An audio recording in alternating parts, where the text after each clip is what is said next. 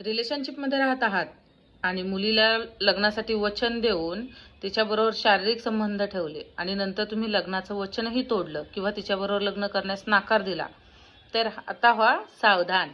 नमस्कार, मी ॲडव्होकेट श्रुतिका आणि तुमचं मराठी कायद्यामध्ये स्वागत करते.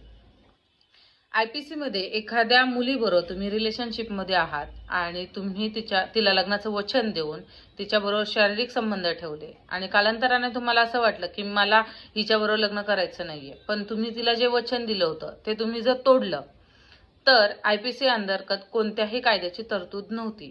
परंतु आता एक नवीन कायदा आला आहे, भारतीय न्याय संहिता.